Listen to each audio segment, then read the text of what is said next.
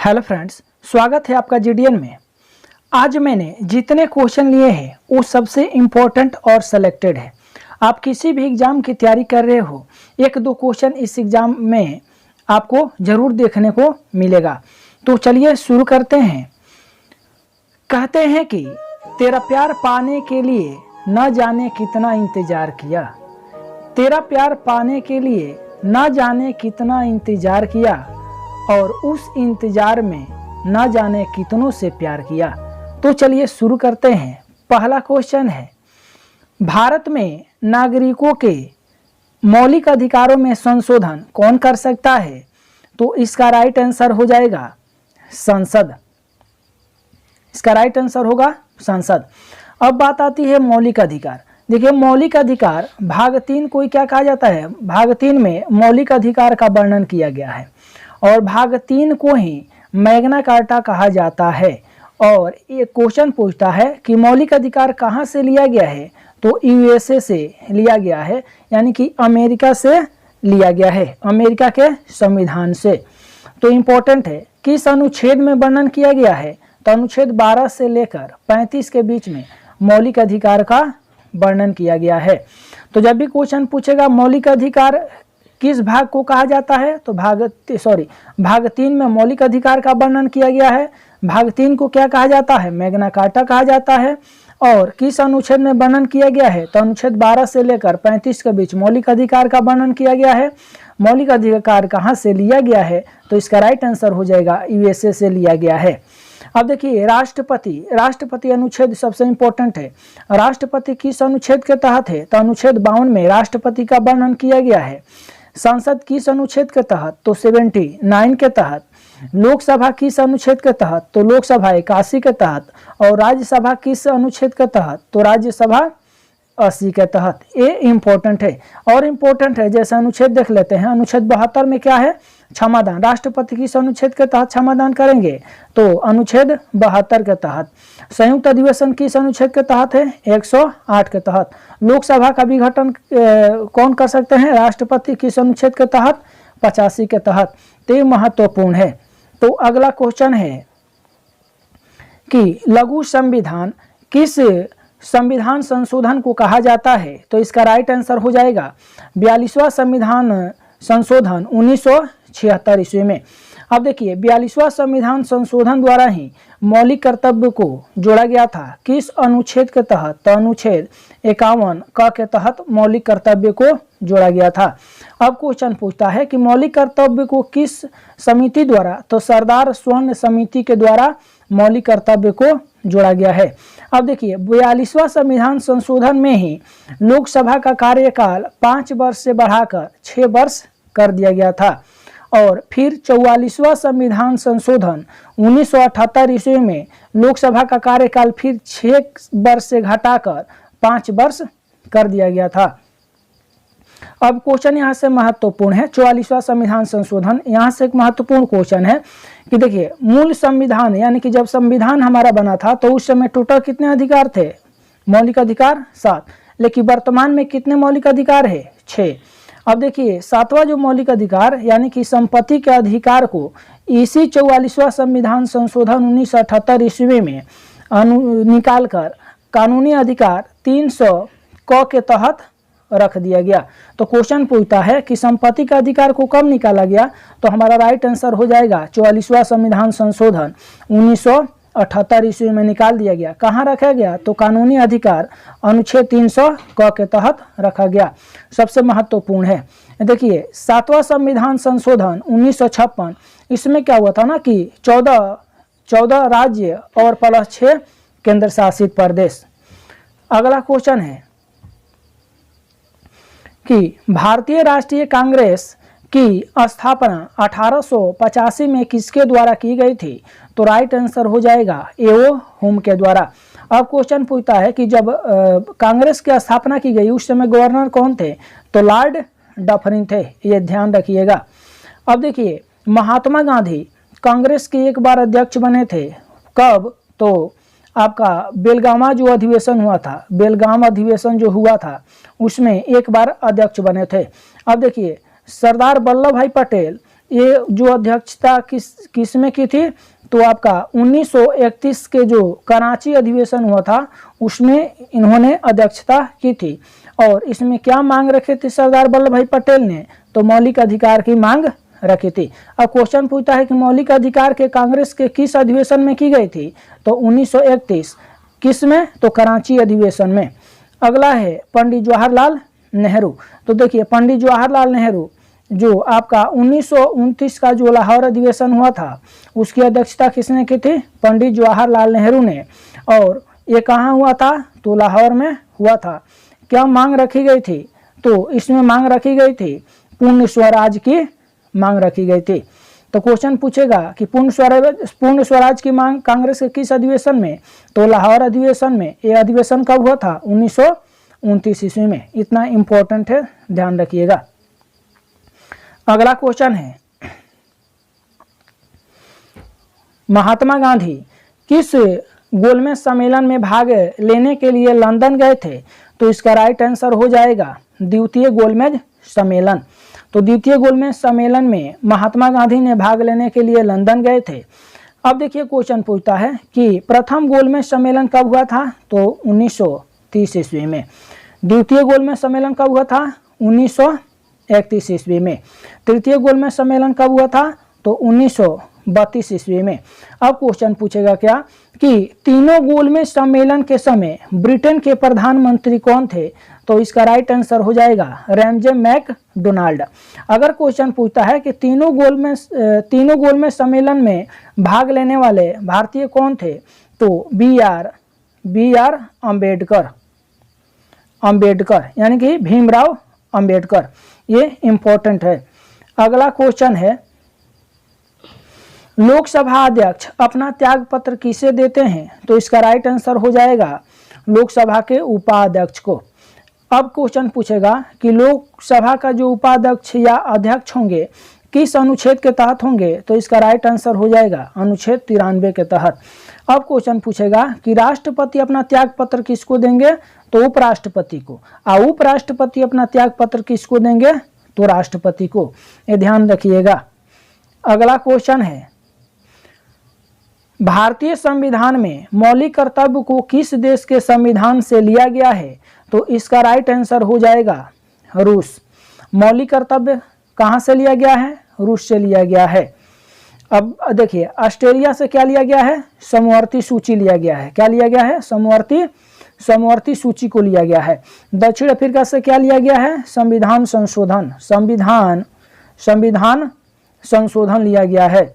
और जर्मनी से क्या लिया गया है, आपातकाल 3 प्रकार यानी कि 300 अनुच्छेद 52, एक होता है 356 और एक होता है 360। ये कितनी बार एग्जाम में पूछा है। अनुच्छेद 352 क्या है, तो राष्ट्रीय आपात। 356 क्या है, राष्ट्रपति शासन। और 360 क्या है, वित्तीय आपात। यह महत्वपूर्ण है।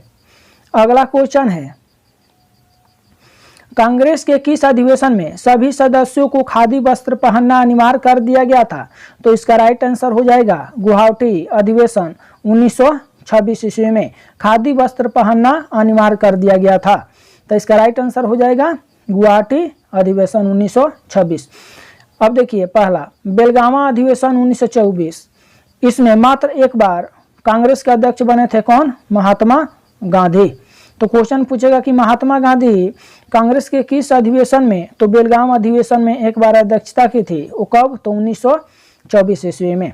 सूरत अधिवेशन कब हुआ था, 1907 ईस्वी में। इसकी अध्यक्षता किसने की थी, तो रास बिहारी बोस ने।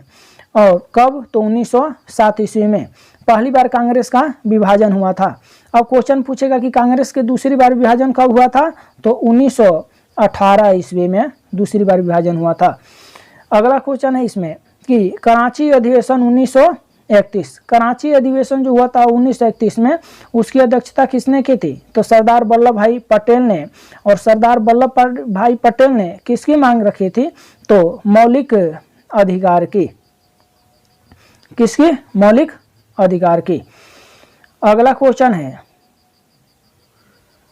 भारतीय संविधान के लिए प्रथम संशोधन विधेयक कब लाया गया था? तो इसका राइट आंसर हो जाएगा 1951 ईस्वी में प्रथम संशोधन हुआ था। कब? 1951 ईस्वी में।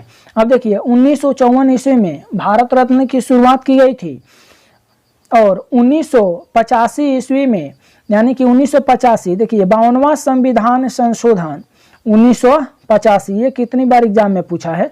क्वेश्चन अगर पूछता है कि 52वां संविधान संशोधन 1985 में क्या है या किसको जोड़ा गया था, तो 10वीं अनुसूची को जोड़ा गया था। अब 10वीं अनुसूची में क्या है? तो दल बदल है।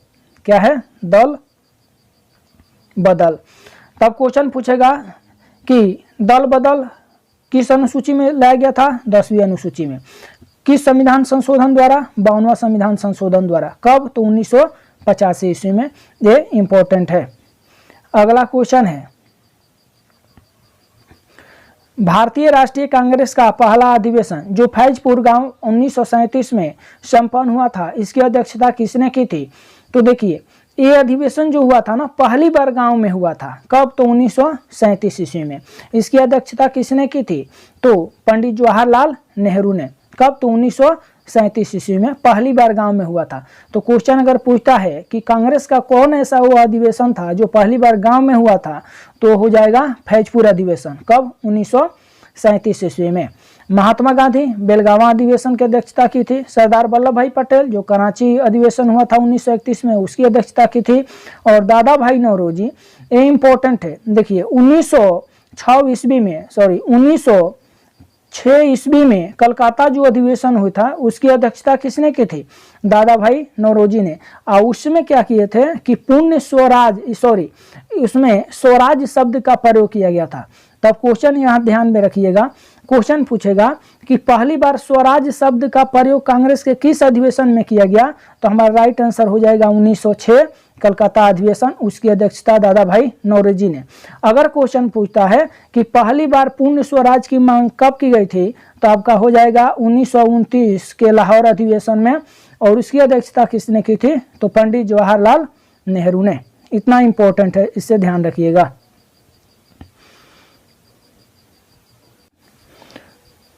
अगला क्वेश्चन कि सिखों के 5वें गुरु कौन थे, तो इसका राइट आंसर हो जाएगा गुरु अर्जुन देव। इसका राइट आंसर क्या हो जाएगा? गुरु अर्जुन देव। ये महत्वपूर्ण है। अब देखिए खुसरो की सहायता करने के कारण ही जहांगीर ने गुरु अर्जुन देव को फांसी दिलवा दी थी। खुसरो की सहायता करने के कारण गुरु अर्जुन देव को जहांगीर ने फांसी दिलवा दी थी। तो सिखों के 5वें गुरु गुरु अर्जुन देव।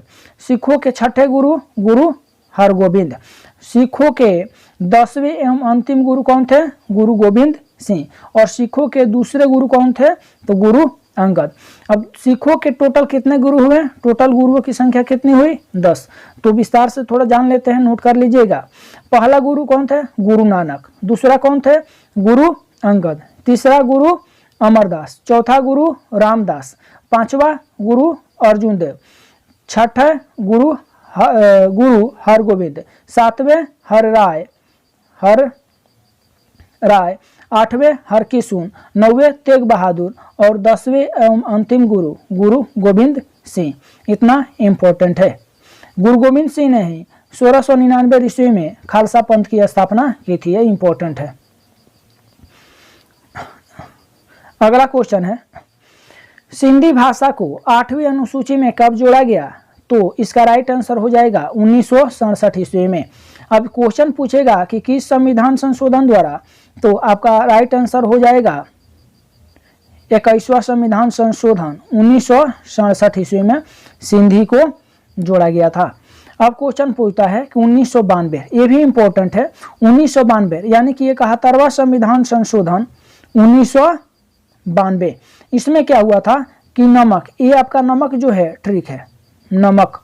देखिए कितनी भाषाएं को जोड़ी गई 1992 में, तो नमक, न से हो जाएगा नेपाली, म से हो जाएगा मणिपुरी, क से हो जाएगा कोंकणी। तो ये ध्यान में रखिएगा, नमक।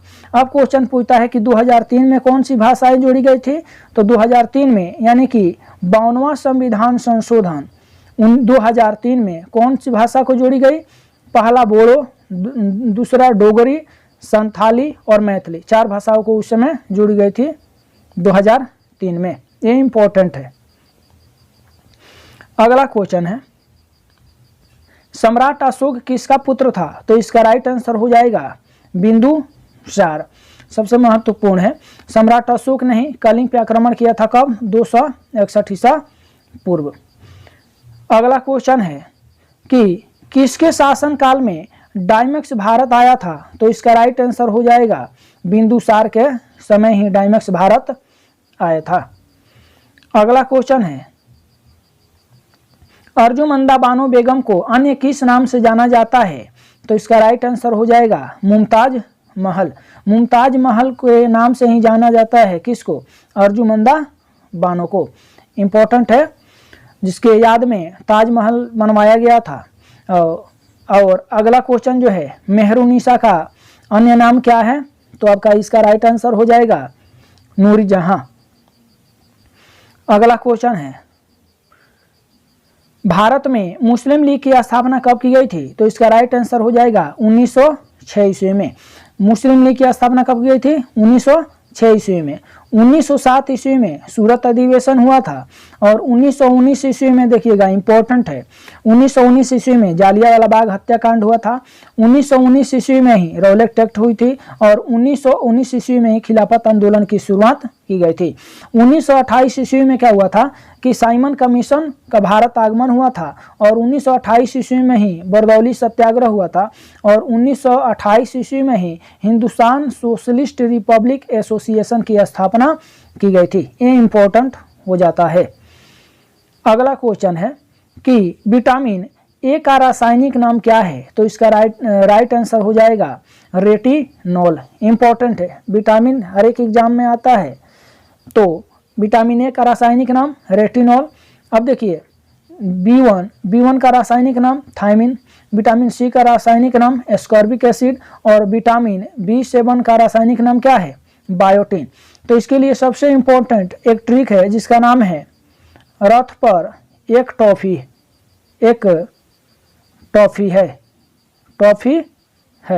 ये ट्रिक है, ध्यान देखिएगा। रस से हो जाएगा, देखिए ए है विटामिन ए है बी, ए हो जाएगा सी, ए डी, ए हो जाएगा ई और एफ हो जाएगा के, सॉरी आर से हो जाएगा। ए विटामिन ए का रासायनिक नाम रेटिनॉल, विटामिन बी का रासायनिक नाम थायमिन, विटामिन सी का एस्कॉर्बिक एसिड, विटामिन डी का क से हो जाएगा कैलिसफेरॉल, ई के टोकोफेरॉल और के का फिलोक्विनोन। तो इम्पोर्टेंट हो जाता है एग्जाम के व्यू से। तो अगला क्वेश्चन है, लाल ग्रह किस ग्रह को कहा जाता है? तो इसका राइट आंसर हो जाएगा लाल ग्रह किसको कहा जाता है? मंगल ग्रह को कहा जाता है। अब लाल ग्रह कैसे हो जाते हैं? तो इसका राइट आंसर हो जाएगा आयरन ऑक्साइड के कारण ही मंगल ग्रह को क्या कहा जाता है? लाल ग्रह। ये भी एग्जाम में आया है कितनी बार। वरुण को हरा ग्रह, पृथ्वी को नीला ग्रह कहा जाता है। अगला क्वेश्चन है, सौर मंडल का सबसे छोटा ग्रह कौन सा है? तो इसका राइट आंसर हो जाएगा बुध। अगर क्वेश्चन पूछता है सबसे नजदीक का ग्रह कौन सा है? तो बुध। अगर क्वेश्चन पूछता है कि कौन ऐसा ग्रह है जिसके पास कोई उपग्रह नहीं है? तो बुध और शुक्र, इसके पास कोई उपग्रह नहीं है। तो बुध सबसे नजदीक। शुक्र का क्वेश्चन पूछता है कि भोर का तारा या सांझ का तारा किसे कहा जाता है? तो राइट आंसर हो जाएगा शुक्र। शुक्र चमकीला और सबसे गर्म ग्रह भी कहा जाता है, इंपॉर्टेंट है। सबसे बड़ा ग्रह जो है वो कौन सा है? बृहस्पति। मंगल के कितने ग्रह उपग्रह? 2, फोबोस एवं डेमोस। अगला क्वेश्चन है कि मानव के रक्त का पीएच मान कितना होता है? तो मानव के रक्त का पीएच मान होता है 7.4। ये सबसे इंपॉर्टेंट 7.4। अब देखिए 7 होता है जल का, 8.4 होता है समुद्री जल का, 2.4 होता है नींबू का। अब देखिए अगर कोई भी पीएच मान 7 से अगर कम है तो अम्लीय होगा और 7 से जो अधिक है वो क्षारीय होगा। ये इंपॉर्टेंट है। अगला क्वेश्चन है कि भारत के प्रधानमंत्री पद के लिए उम्मीदवार की कम से कम कितनी उम्र होनी चाहिए? तो इसका राइट आंसर हो जाएगा 25 वर्ष। अब देखिए क्या होता है कि देखिए 25 वर्ष कब होंगे, जब लोकसभा से होंगे, तब